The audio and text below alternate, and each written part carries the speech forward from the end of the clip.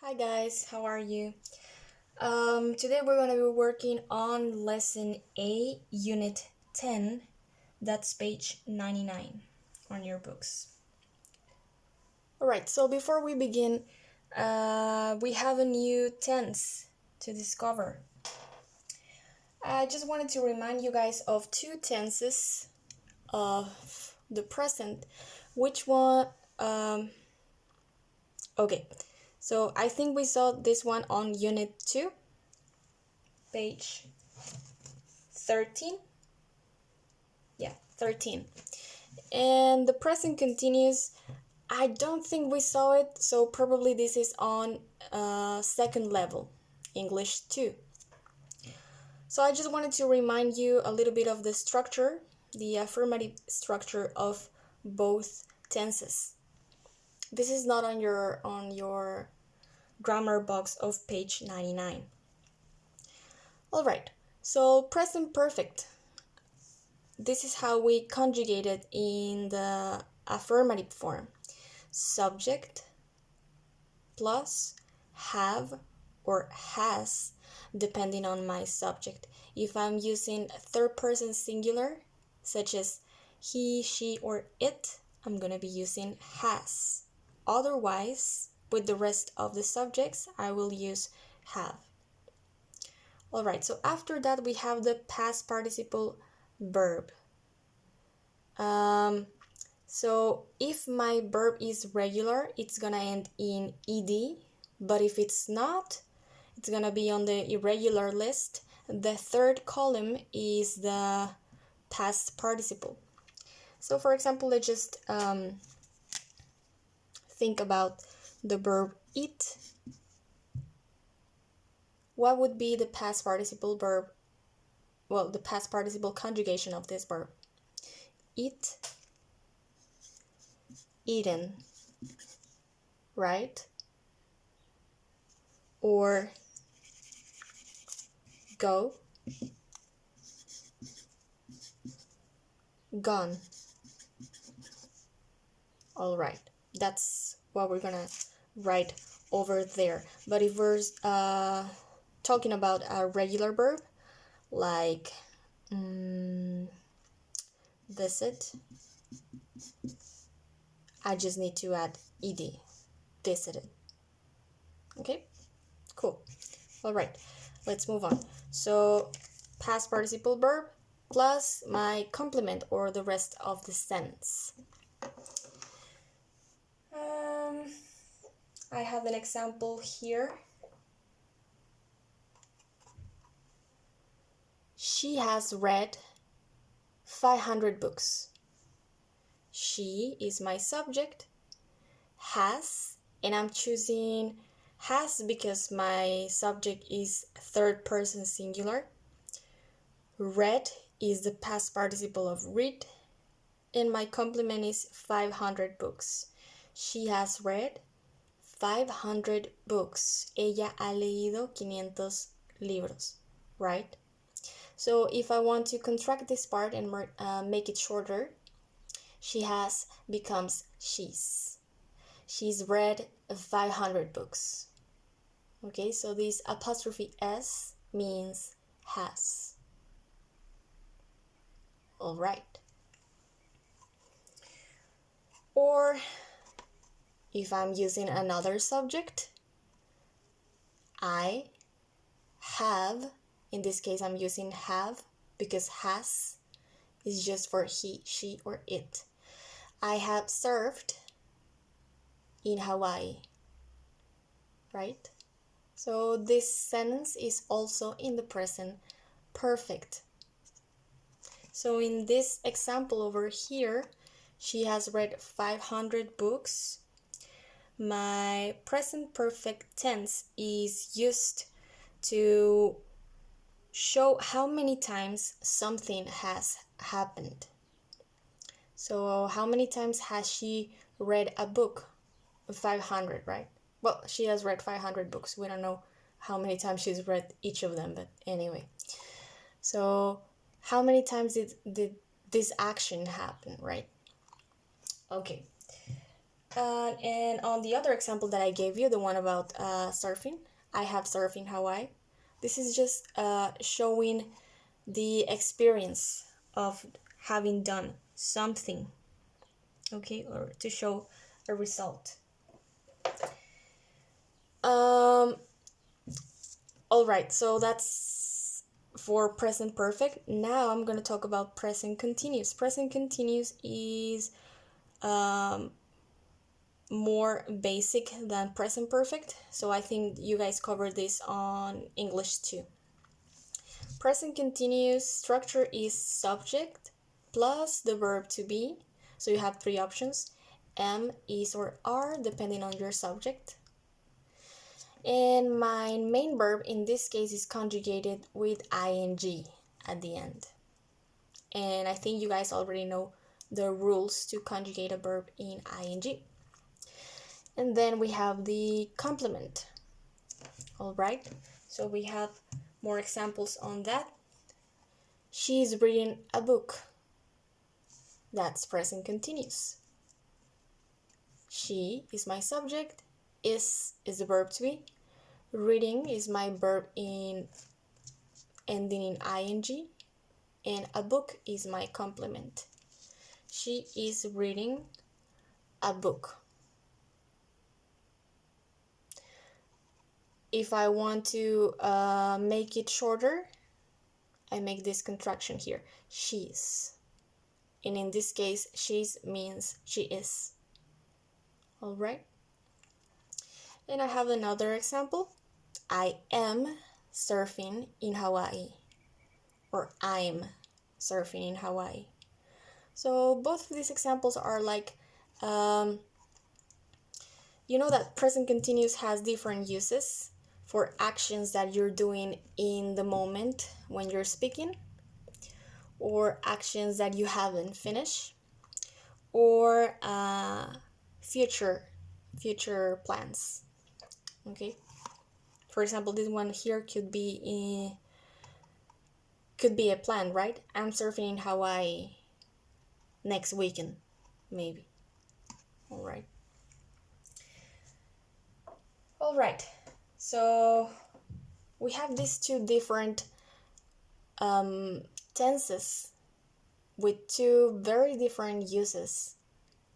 And on page 99, you have one new tense. So imagine that these two, they settled down, they started their family, and they had a baby, and that baby is present perfect continuous.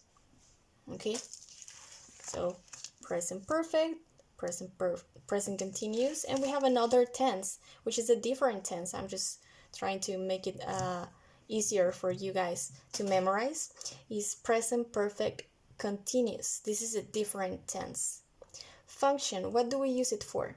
We use it for ongoing or repeated activities that started before now and they continue into the present. So I made this timeline for you guys here. This weird triangle that you see here is the present. And then this pink line represents the past. And the blue one would be the present perfect continuous. So we started in the past and it's been repeated all the way until the present. Okay? So let's see the examples on the grammar box of page 99. You have, what have you been doing lately?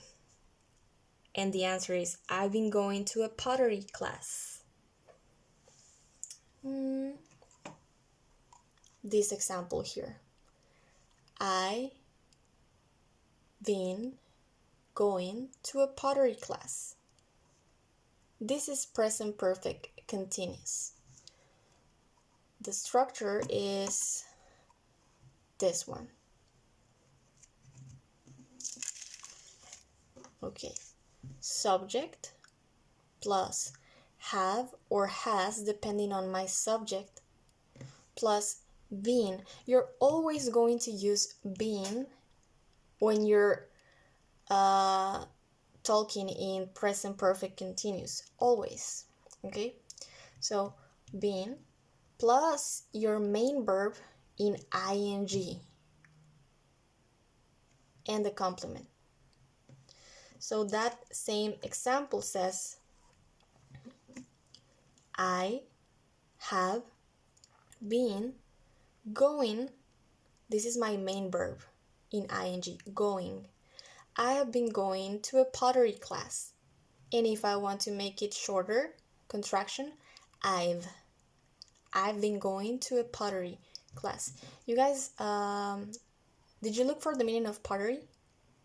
Pottery is kind of like cerámica, or yeah, something like that. Well, pottery class is where they teach you how to make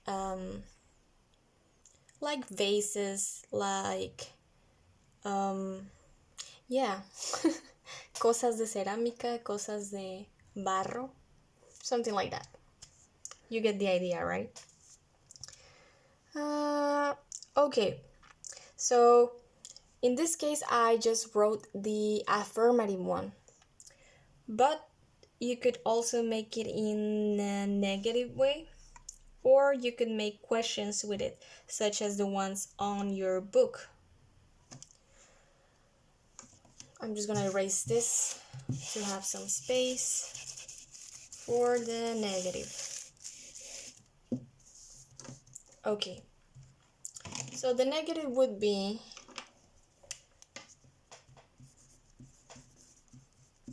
we already saw affirmative, so negative is subject plus, and this is the only part that is going to change, haven't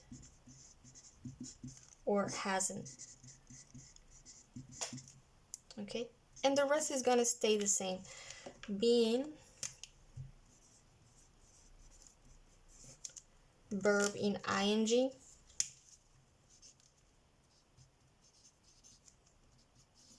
complement.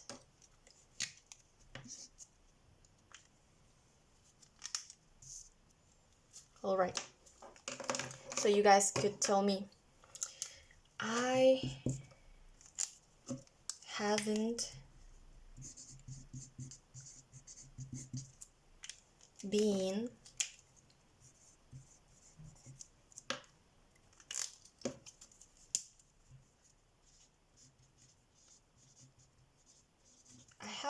studying English. Maybe, I don't know. I haven't been studying English. So that means that at some point in the past, you started not doing this action, you stopped doing this action, and it continues until the present. Okay? Now, interrogative form.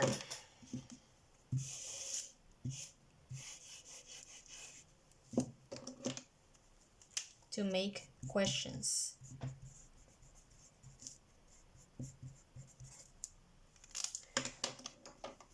Okay, so as usual, we change the order, and now we start with have or has.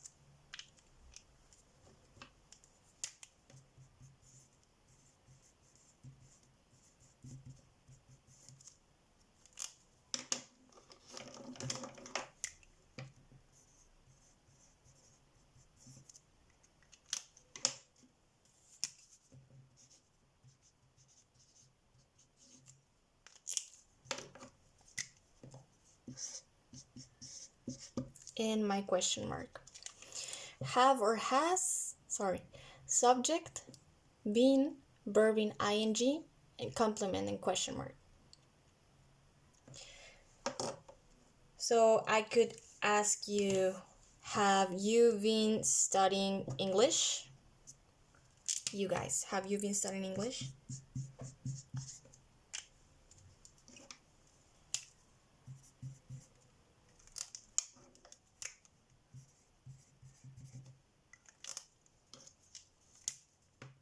has estado estudiando inglés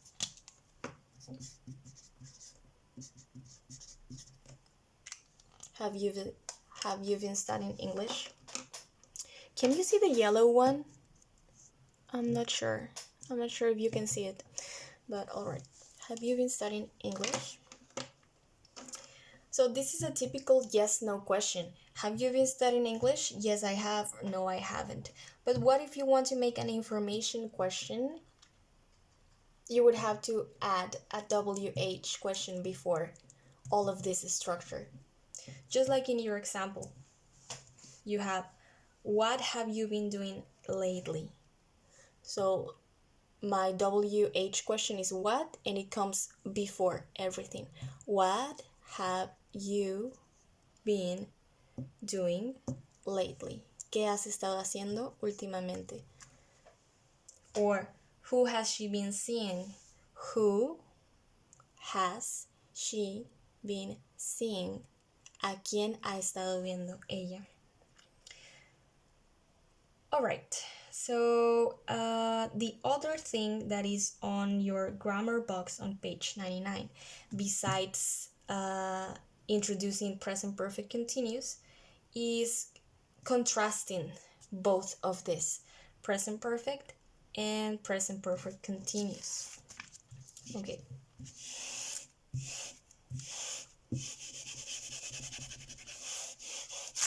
Oh. That was unexpected. All right. So it says on your book, use the present perfect continuous for an ongoing or repeated activity that started before now and continues into the present. So I didn't make that up. It's right here. And then on the second column says, use the present perfect to show the results of an activity or how many times it has happened. So depending of what you want to imply, you're going to choose between these two different tenses. Present perfect continuous, present perfect. All right? So if the activity already ended, it's going to be present perfect. If it's still, if the verb, the main activity, is still repeated into the present, it's gonna be present perfect continuous. Okay, that's the tricky part. All right, and then below that we have the use of since, for, and in. Okay, since, for, and in. I'm gonna do that super quickly because we are running out of time. Since, for, in. Okay, so on your book says use since with points in time.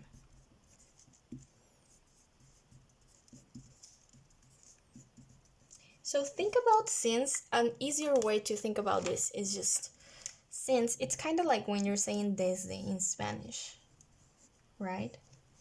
Since. And you have an example. I've been going to a pottery class since September. Okay. I've been going to a pottery class since September. Okay. Now we have for. For and in, both of them are used with periods of time, not with points. With periods of time. So these two refer to length, sort of.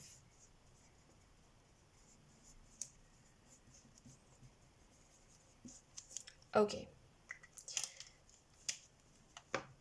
This is kind of like por, all right, in Spanish. So he's been doing karate for 9 years. Él ha hecho, bueno, nosotros diríamos practicado, ¿no? Él ha practicado karate por 9 años. 4. All right. And then we have in. which has the same, you use it for the same purpose to talk about periods of time, but we only use it with negatives. Only with negatives, not with positives. So we have in the example, I haven't been out to eat in months. This is kind of like in. I haven't been out to eat in months. No he salido a comer en meses. And I think you had another example on page 98 on the conversations where the ladies are talking. Let me just find it. Oh yeah. That's exercise 1C, number 4. It says, Maya hasn't seen Gail in ages. In ages, that's an expression. In ages. It's kind of like exaggerating the time. Like in Spanish, when we say en años. No te he visto en años. I haven't seen you in ages. Yeah. So I hope this clarifies a little bit of the meaning or the differences between these three. All right. Let me know how you did with exercise 2A. All right. And if you still have any doubts, please send me a private message on Google Classroom. See you guys. Thank you.